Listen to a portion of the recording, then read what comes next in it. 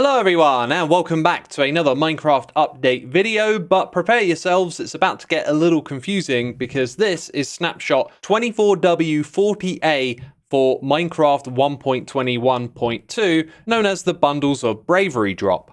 And inside of this update, it is possible to play with the new Pale Garden and Creaking Mob because you can enable it when creating a world as an experiment. Down here at the bottom, you will see Winter Drop, new features and content for the Winter Drop. So all of this currently experimental content that was revealed at Minecraft Live is for Minecraft 1.21.3. And it might actually be named the Winter Drop, but we will have to wait and see what they call it later in the year. So before we check out the Creaking and the Pale Garden, we're going to blitz through what's new in this latest snapshot. There is a new accessibility feature, which when enabled will give you this high contrast block outline that makes it very easy to see what block you are aiming at. You can enable this in the options menu by going to accessibility, scrolling to the bottom, and then down here is the option and you can set it to on or off. There's no in between. The next two changes are listed here on the website, that bundle coloring recipes will now be unlocked through the dye rather than accessing the bundle item, and you can no longer dye shulker boxes or bundles that already have the same color as the dye you're trying to apply. We've also gotten a new command in this snapshot known as rotate, and you can use it to rotate entities. As always, there's lots of documentation here on the website, so if you need it, it's linked down below. We also got this new tag, Gaze Disguise Equipment. This refers to the Carved Pumpkin's ability to let you look at Endermen without aggravating them in survival mode. This has been converted into a tag list so you can customize other equipable items to have the same effect. When it comes to the bug fixes, it's mostly things from the last couple of snapshots. There have been some long-standing issues with teleporting passengers that don't then dismount the entity that they are riding. And there's a few other things for visual issues, both in the UI and with title screens. And this last thing I want to draw your attention to before we check out the good stuff is actually from a recent snapshot. The highlight of an item has actually changed to make the item on top more visible. To jog your memory, this is what it used to look like. Very subtle, but there is a change. So with all of that out of the way, let's now look at the Pale Garden biome that's going to be a part of the Winter Drop coming later this year. I've teleported around this world a handful of times, and I'd say on average it feels like you need to travel 1,000 blocks from a point to find one of these biomes. They come in a range of different sizes, with this one being one of the largest I've found. And if you're unfortunate enough, you can find really small ones like this one here. They always border a dark oak forest biome, not on all sides, but one side will be connected. And when you go inside of this biome, the sky becomes desaturated, which is an amazing look. However, at nighttime, you'll barely notice this desaturation. It's almost as if it doesn't apply during the night. Now, passive animals also don't spawn in this biome, so if you had your spawn chunks here, that would make for an easy passive mob farm, but as you'll see, hostile mobs can indeed spawn inside of this biome. And sound design is a huge part of this biome. You will hear all sorts of creepy, eerie noises when you're here. Here on the website, it reads that ambient sounds in the Pale Garden biome do not come from the biome settings, but are generated by the blocks themselves in the biome. Pale hanging moss emits atmospheric sound when attached to the pale oak logs and oak leaves. The creaking heart block emits a set of eerie sounds when it's active during the night and surrounded by logs on all sides. So put a bunch of the pale hanging moss under the logs, and what would you know, the eerie noises consistently play.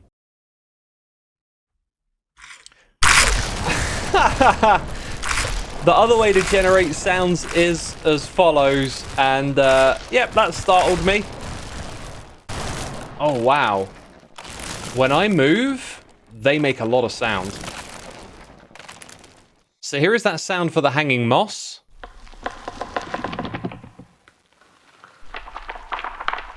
And here it is for the creaking heart.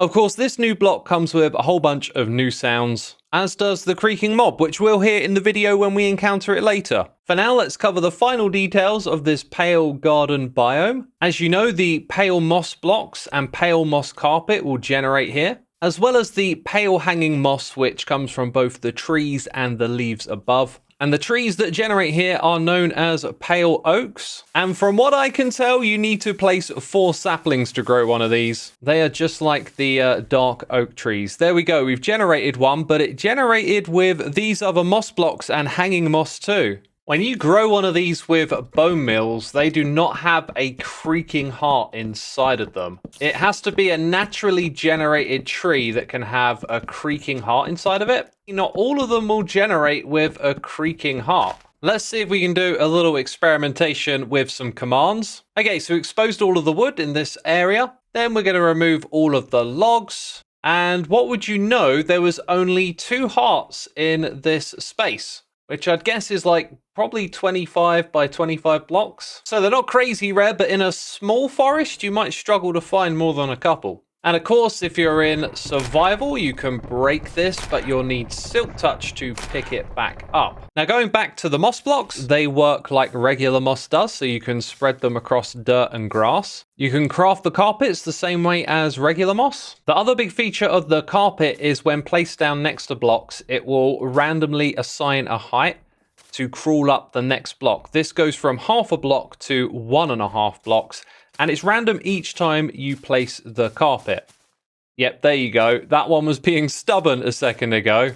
You can also then go ahead and punch the higher bit to turn it down to the lower bit. If you punch this bit, it breaks the carpet as well. If you are in survival, you can break this stuff slowly with your fist and then pick it up. Live, though, they did say that you would need shears or Silk Touch to obtain this, so that might be something that changes. You can also grow the pale hanging moss with bone meal. This is just a 1-for-1 though, so every time you give it 1 bone meal, it extends downwards by 1 block. It also states here on the website that the pale hanging moss does not grow randomly, so you can only bone meal it to grow it downwards. So I've come away from the pale garden to look at the pale oak woodset, and I gotta say, this thing really feels like it has a subtle pinkish tint to it. I'm not complaining, but when I was in the biome, I thought it might have something to do with the desaturation effect around me, as if I was seeing a color that wasn't actually quite there. The door texture is really nice, and the trapdoor.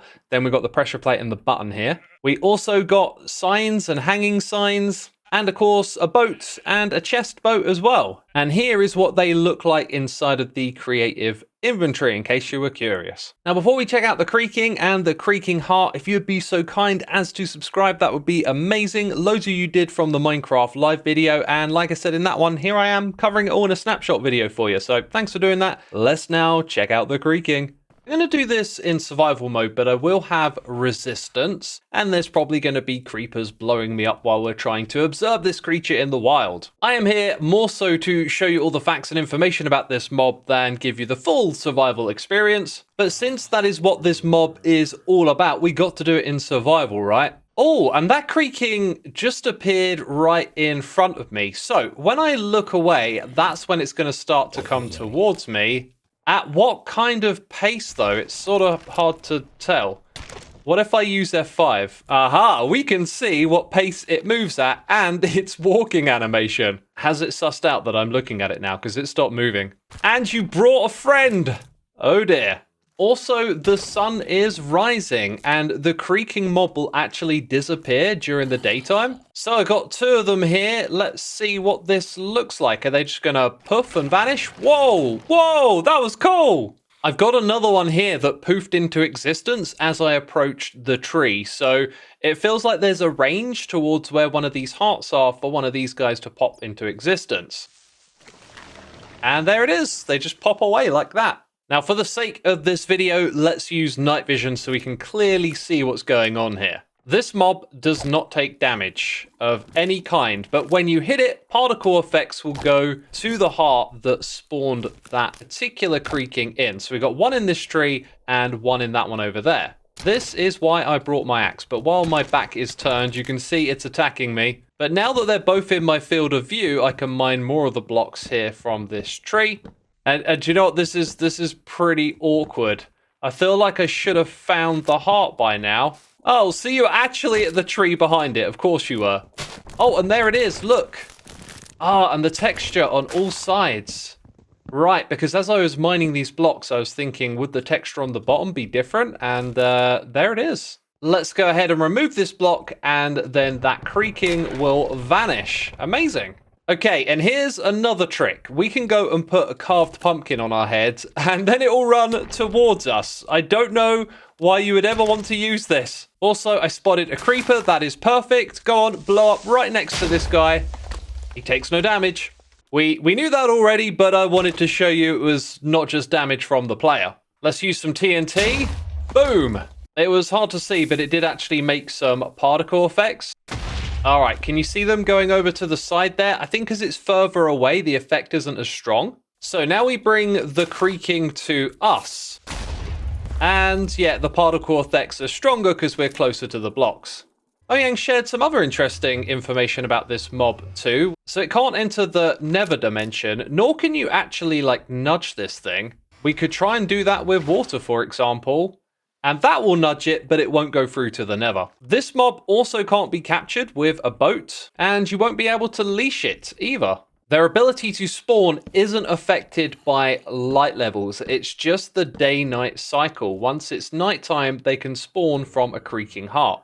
And it is 1 creaking per creaking heart block, which is activated like this. You need a block above and below, and it's summoned one just over there. These are also tied to the day-night cycle, so they will become inactive during the day. Although that doesn't mean it's like active texture state changes during this time, just that it's not creating a creaking. Lastly, there is a creaking spawn egg with this lovely grey and orange combo. Now, the creaking that comes from one of these spawn eggs is different from the regular ones, as they will persist during the daytime, and they actually have health, meaning that you can cause them to take damage, and if you do that, they'll die. They have 1 heart of damage, so they can die from environmental factors too.